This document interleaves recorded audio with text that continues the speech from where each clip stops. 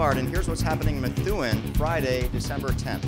Well, I'm here with Methuen Mayor William Manzi, who's a busy man today, but probably not as busy as a number of Columbia gas workers who've been working all night to restore gas to Methuen. Mayor, this video will be online this afternoon and this evening. Are we hoping that most everyone will be restored by then? I'm hoping that most will be restored by the end of the day today, but I think that already we have seen progress. The line has been repressurized, and the workers are out there now reconnecting individual services. As of about an hour ago, I know that 50 services were already put back. Now, to recap a little bit, they had, as we had on the Eagle-Tribune website last night, they had to go and shut down individually every home or business, restart the gas, and then go along and turn them back on individually. So where are they at in that process right now? They completed shutting them down at 5:30 this morning.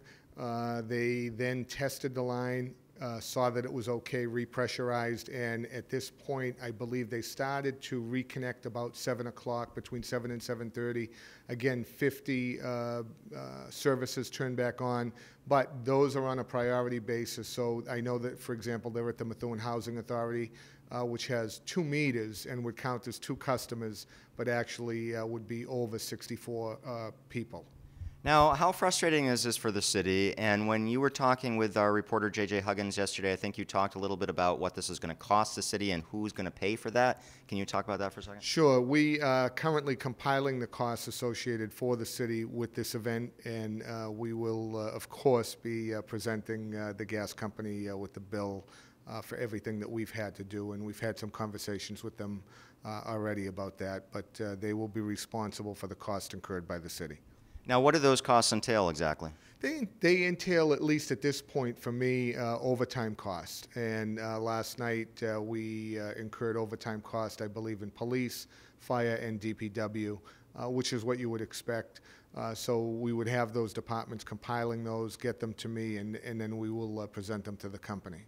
Okay, and I know the city also opened a shelter last night. We didn't have too many people using that, but is that the kind of thing you just kind of have to have there for people regardless of whether they're coming out for it or not? Yeah, I think so, particularly since in the West End there were 3 elderly complexes that were impacted, and we did have 4 people come. I think 2 were sent to a hotel, 2 actually stayed overnight. But it's certainly, with the type of cold that we had, something we needed to do last night for sure. We needed a shelter open. Okay, well, certainly we hope everybody's restored by the end of today.